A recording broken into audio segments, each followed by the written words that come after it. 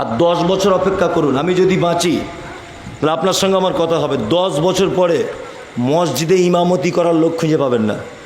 আর 10টা বছর টাইম দেন, পাবেন না। পশ্চিমবাংলার সাইড যে মাদ্রাসাগুলো আছে নিজামিয়া, সব ঝাড়খণ্ডের ছাত্র আর ঝাড়খণ্ডের মাওলানারা এসে পড়াচ্ছে। বাংলার আছে বড় বড় সাইকুল হাদিস বাংলাতে আর দেখতে পাওয়া যাচ্ছে? যাচ্ছে বলুন? খুব কম।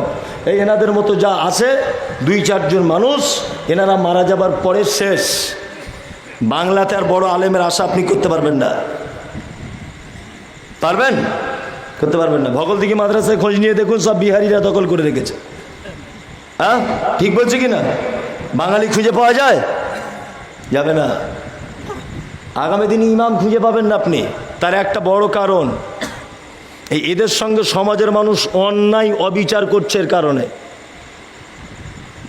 ইমাম, মুয়াজ্জিন, মৌলভী সাহেবদের উপরে যা অন্যায় অত্যাচার হচ্ছে, এই কারণে মানুষ ইমামতি থেকে দূরে চলে আসছে। আমার একটা ছেলে আছে, আমার যে গাড়িটা চালিয়ে আনছে ড্রাইভার, ও একজন আলেম, মনিরুল ইসলাম, ভালো আলেমও। এখন আমার গাড়ি চালায়, আমার সঙ্গে থাকে।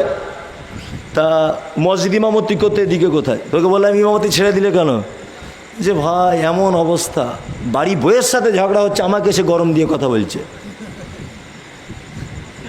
কি বলছি বুঝতে পারছেন না?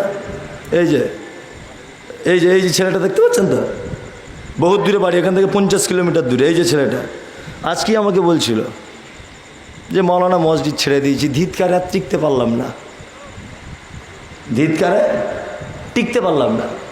ও এসেছে সেই জঙ্গিপুরের ওদিক থেকে, আরও লালগোলা, ও ক্যামেরা করতে এসেছে লালগোলা থেকে। আর ওরা এসেছে যে ধুলিয়ান ফারাক্কার ওখান থেকে। আপনারা ওদেরকে উল্টোপাল্টা কেন বলছেন? আমার বক্তব্যগুলো আম গাছের তলায়, জাম গাছের তলায়, এমনি মাছগুলো শোনেন কোথা থেকে? এদের মাধ্যমেই তো শোনেন। তাই একটু কিছু ত্যাগ করুন, ওদেরকে বেশি গালাগালি দিয়েন না, ওরা অনেক দূর থেকে এসেছে। যে খুব সাবধানে থাকবেন, সামাজিক অবস্থা খুব খারাপ। ইমাম সাহেব ইমামতিদেরকে এত ছোট চোখে আমরা দেখছি যে বেচারিরা বাধ্য হচ্ছে, রাজমিস্ত্রি কাজে চলে যাচ্ছে। ভরি ভরি ইমাম সাহেবরা, ভরি ভরি ইমাম সাহেবরা বেতন দেয় তো মাত্র 4,000 5,000। এত বড় বড় কথা বলে, টিকা যায় না। আমি জীবনে নিয়ত করেই নিয়েছি যে ওই কাজে যাব না। যদি কোনো দিন যাই, তা কাঁচা এরকম সাইজের কুঞ্চি কেটে নিয়ে ইমামতিতে ঢুকবো, এটা আমার নিয়ত আছে। যত লাট সাহেবের বেটাই হোক, 2 বাড়ি লাগিয়ে দিব, তাতে আমি 2 বাড়ি খাবো। ওর কেসিআরি গিরি আর কমিটি ছুটিয়ে দিব।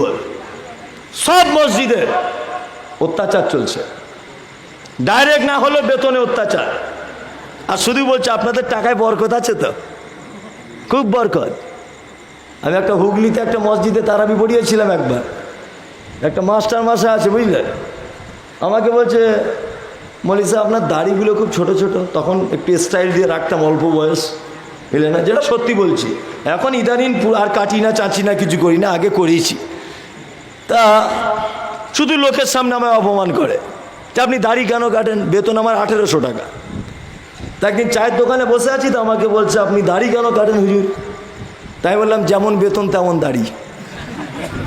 1800 টাকা বেতন দিয়ে কি এত বড় দাড়ি নিবে নাকি?